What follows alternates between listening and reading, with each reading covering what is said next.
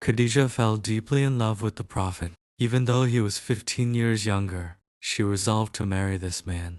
The next day, she sent his sister to this young man. "Why are you not married yet?" she asked him for lack of means. He answered, "What if I were to offer you a wife of nobility and beauty? Will you be interested?" She asked, "Who is it?" He replied when she mentioned her sister. The young man chuckled in amazement.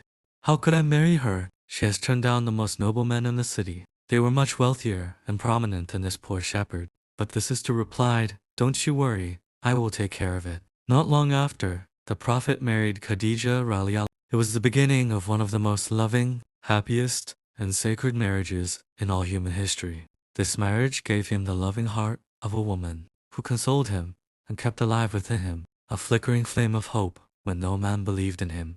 The Prophet lived a wealthy life for many years after that.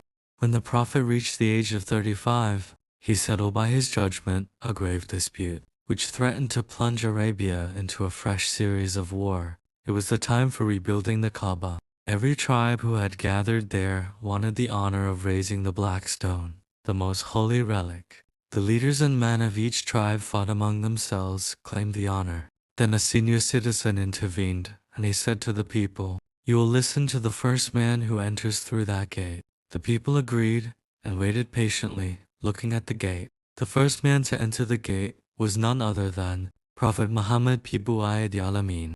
The different tribes sought his advice, and after they finished, the Prophet ordered place the stone on a cloth. Each tribe shall have the honor of lifting the stone by holding a part of the cloth. The people happily agreed to this idea. The stone was thus placed, and the rebuilding of the house was completed without further interruption. It was during this time that Usman ibn Huwairith arrived in Mecca. He tried to tempt the people of Makkah by using Byzantine gold and tried to turn the territory dependent on Roman government. But his attempts failed because the Prophet intervened and warned the people of Makkah. The Prophet always helped the poor and needy as well. It is said that when his uncle Abu Talib fell into bad times, the Prophet cleared all his debts using his personal wealth. The Prophet also undertook the education of his uncle's son, Ali, and brought him up. A year later, he adopted Akil, another one of his uncle's son.